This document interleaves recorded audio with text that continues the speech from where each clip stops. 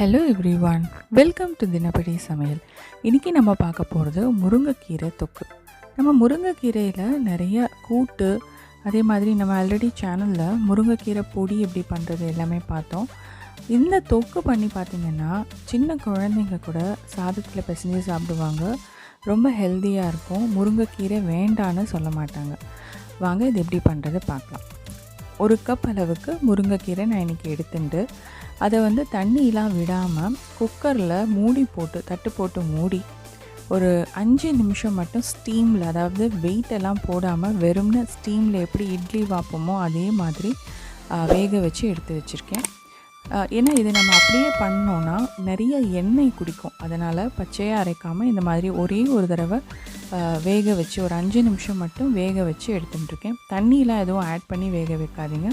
அப்படியே முருங்கைக்கீரையை நல்லா ஆஞ்சு அலம்பி தண்ணியெல்லாம் வடிகட்டிட்டு அதுக்கப்புறமா நம்ம அதை ஸ்டீம் பண்ணி எடுத்துப்போம். இதை நல்லா ஆறினாவிட்டு இதை ஒரு மிக்ஸி ஜாரில் அப்படியே ட்ரான்ஸ்ஃபர் பண்ணிக்கோங்க. இப்போ நம்ம அடுத்தது பார்த்திங்கன்னா புளி ஆட் பண்ணிக்க போகிறோம். புளி எவ்வளோ பார்த்திங்கன்னா ஒரு மீடியம் சைஸ் லெமன் இருக்கு இல்லையா, அந்த சைஸுக்கு அளவுக்கு புளி எடுத்து ஒரு 10 நிமிஷம் முன்னாடியே நான் சுடு தண்ணியில் ஊற வச்சு வச்சுருந்தேன். ஸோ அதை இப்போ நம்ம ஆட் பண்ணிக்கலாம். இதோட நம்ம மிளகாய் தூள் இருக்கு இல்லையா, வரமிளகா பொடி, அது 2 டீஸ்பூன் அளவுக்கு நான் ஆட் பண்ணிக்கிறேன். உங்களுக்கு இன்னும் கொஞ்சம் கூடுதலாக காரம் வேணும்னா ஆட் பண்ணிக்கோங்க. ஒரே 1 டீஸ்பூன் மஞ்சள் தூள், 1 டீஸ்பூன் ஜீரகம், உப்பு ஒரே ஒரு கல் எக்ஸ்ட்ராவாக இதில் போட்டுக்கோங்க. அதாவது எப்போதும் போடுறத விட கொஞ்சம் ஜாஸ்தியாக இருக்கணும். அப்போ தான் தொக்கு நல்லாயிருக்கும் சாதத்தில் பிசைஞ்சு சாப்பிட்றச்சு. ஸோ இந்த மாதிரி நல்லா ஃபைன் பேஸ்ட்டாக அரைச்சின்னு வந்துக்கலாம். ஒரு 1/4 கப் அளவுக்கு தண்ணி விட்டு நான் அரைச்சிட்டேன் இந்த அளவுக்கு. இப்போது ஒரு கடாயில் நம்ம 4 டேபிள் ஸ்பூன் அளவுக்கு நல்லெண்ணெய் விட்டுக்கணும்.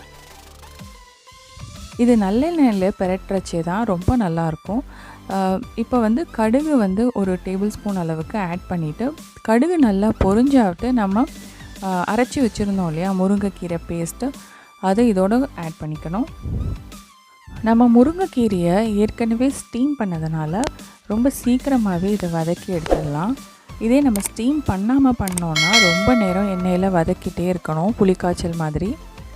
ஸோ இப்போ நம்ம நல்லா ஒரு 5 நிமிஷம் இதை வதக்கினாவே நமக்கு அந்த புளி அந்த பச்சை வாடையெல்லாம் போயிடும். இப்போ தெளிக்குங்கிறதுக்காக நான் ஜஸ்ட்டு ஒரு 2-3 நிமிஷம் மட்டும் இந்த லிட்டு போட்டு வச்சுருந்தேன். இப்போ பாருங்கள் எண்ணெயெல்லாம் நல்லா பிரிஞ்சிருது.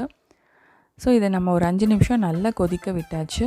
கடைசியில் இறக்கிறதுக்கு முன்னாடி நம்ம கொஞ்சமாக பெருங்காயத்தூள் 1 டீஸ்பூனும், அப்புறம் வெந்தயத்தை வறுத்து பொடி பண்ணி வச்சுக்கோங்க, அது ஒரு 1/2 டீஸ்பூனும் ஆட் பண்ணிக்கலாம்.